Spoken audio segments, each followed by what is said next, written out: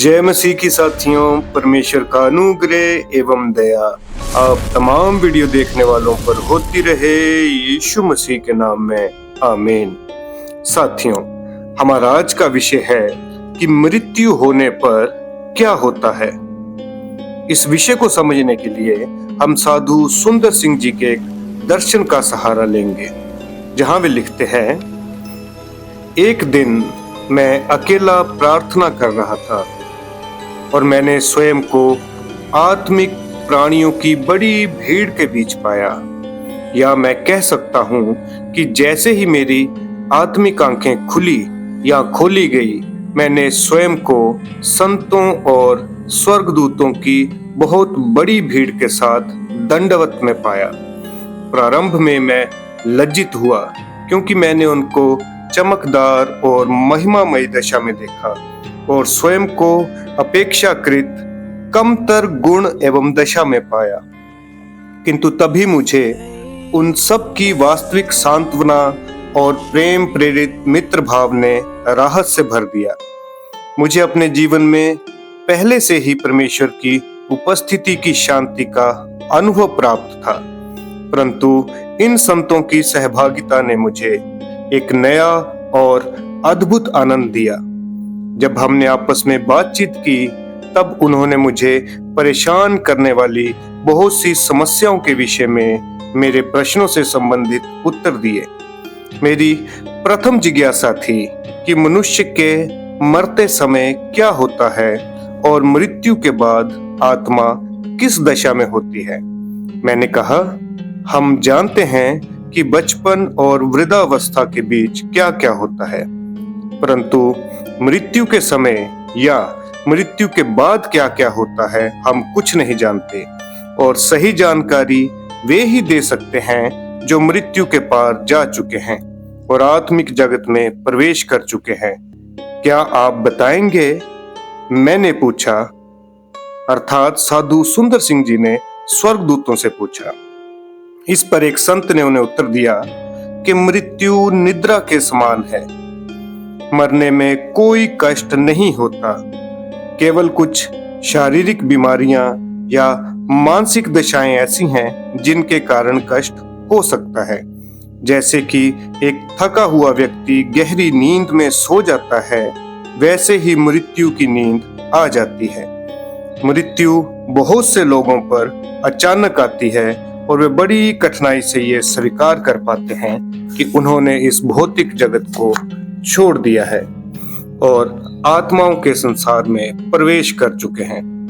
आसपास बहुत सी नई नई वस्तुओं को देखकर वे चकित रह जाते हैं और कल्पना करते हैं कि वे भौतिक जगत के ही किसी देश या नगर में प्रवास पर आए हैं, अर्थात घूमने आए हैं, जिसे उन्होंने पहले कभी नहीं देखा था। जब उन्हें अधिक जानकारी मिलती है, तब कहीं वे समझ पाते हैं कि उनकी आत्मिक देह उनके पहले वाली भौतिक देह से भिन्न है, और तब वे स्वीकार करते हैं कि वे सचमुच भौतिक जगत से परिवर्तित होकर आत्माओं के जगत में पहुंच चुके हैं।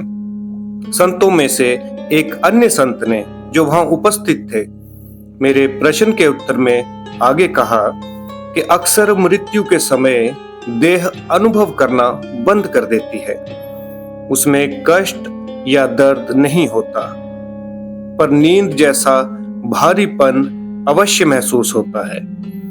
कभी कभी भारी कमजोरी के चलते या दुर्घटना के पश्चात आत्मा निकल जाती है और शरीर तब भी अचेत रहता है। तब वे आत्माएं जिन्होंने कभी मृत्यु के बारे में सोचा ही नहीं, या वे आत्माएं जो मृत्यु के लिए तैयार नहीं थी, आत्माओं के जगत में प्रवेश कर जाती हैं, अर्थात वे अचानक आत्माओं के संसार में स्वयं को पाती हैं, तो वे घबरा जाती हैं और भाग्य या नीति की दशा पर भारी निराशा का अनुभव करती हैं। काफी समय तक उन्हें निचले और अपेक्षाकृत अंधेरे स्थानों में रहना पड़ता है। इन निचले क्षेत्रों में रहने वाली आत्माएं अक्सर संसार में लोगों को परेशान करती हैं, परंतु ये केवल उनको ही चोट पहुंचा सकती हैं जो उनके जैसे मन वाले हैं और जिन्होंने अपनी स्वतंत्र इच्छा में अपने हृदयों को उनके लिए खोला है या उनको स्थान दिया है।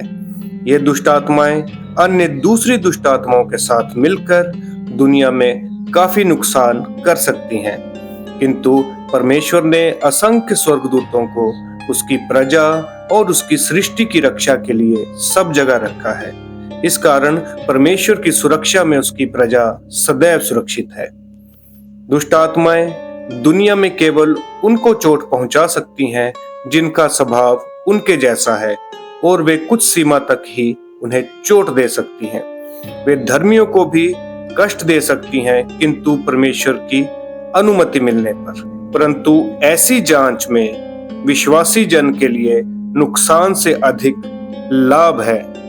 वहां खड़े एक अन्य संत ने मेरे प्रश्न के उत्तर में ये जोड़ा कि बहुत से लोग जिनका जीवन परमेश्वर को समर्पित नहीं था या जिन्होंने अपना जीवन परमेश्वर को समर्पित नहीं किया, जब वे मरते हैं तब अचेत जैसे हो जाते हैं।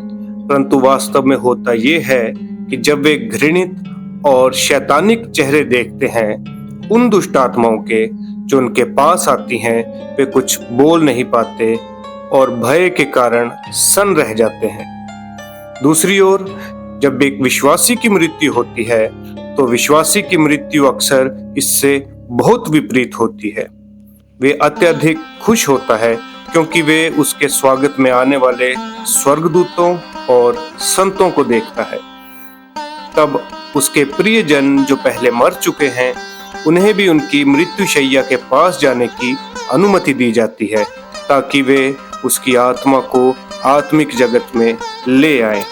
और आत्माओं के जगत में प्रवेश करने के पश्चात उसे तुरंत घर जैसा अनुभव होता है, क्योंकि ना केवल उसके मित्र आसपास होते हैं, परंतु संसार में रहते हुए उसने परमेश्वर पर विश्वास और सहभागिता में रहते हुए स्वयं को उस घर के लिए तैयार कर लिया था। तब एक चौथे संत ने कहा, मनुष्यों की आत्माओं को आत्मा के जगत में लाना स्वर्गदूतों का काम है। अक्सर मसीह महिमा के तेज के अलग अलग स्तर पर और प्रत्येक आत्मा के आत्मिक विकास की दशा के आधार पर आत्मिक जगत में स्वयं को प्रत्येक आत्मा पर प्रकट करते हैं। परंतु कुछ प्रकरणों में स्वयं यीशु मसीह मृत्युशैया पर जाते हैं और अपने दास का स्वागत करते और प्रेम से उसके आंसू पोंछते और स्वर्गलोक में पहुंचाते हैं। जैसा कि इस जगत के उत्पन्न होने वाले प्रत्येक शिशु को हर आवश्यकता की आपूर्ति परमेश्वर द्वारा की जाती है, वैसे ही आत्मा के आत्मिक जगत में प्रवेश करने पर उसकी सभी आवश्यकताओं की आपूर्ति की जाती है। तो साथियों, यहाँ साधु सुंदर सिंह जी स्वर्गदूतों से पूछते हैं कि मृत्यु के समय आखिर क्या होता है या शरीर कैसा अनुभव करता है। जैसा कि हमने अक्सर सुना है कि जब इंसान की मृत्यु होती है तो उसे भारी पीड़ा होती है। यहाँ तक भी लोग कहते हैं कि जितना 1000 बिच्छू के काटने का जो दर्द है उतना दर्द मृत्यु के समय होता है। लेकिन साधु सुंदर सिंह जी जब ये सवाल स्वर्गदूतों से करते हैं तो उनका जवाब बिल्कुल अलग होता है। वे स्वर्गदूत साधु सुंदर सिंह को बताते हैं कि मृत्यु के समय अक्सर शरीर या देह महसूस करना बंद कर देती है। वे एक गहरी नींद में बढ़ती जाती है और उसे किसी भी प्रकार का शारीरिक कष्ट नहीं होता। और जब एक अविश्वासी की मृत्यु होती है तो उसकी मृत्यु विश्वासी की मृत्यु से अलग होती है।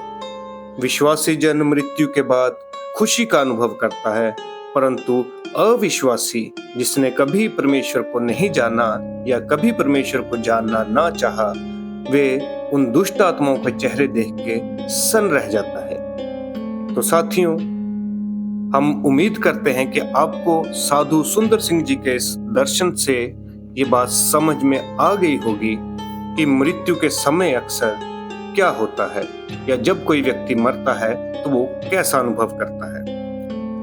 तो आपको हमारा वीडियो कैसा लगा आप हमें कमेंट सेक्शन में बताएं। अच्छा लगे तो आप वीडियो को लाइक करें, शेयर करें और चैनल को सब्सक्राइब करें। परमेश्वर आप तमाम वीडियो देखने वालों का भला करे, यीशु मसीह के नाम में, आमीन।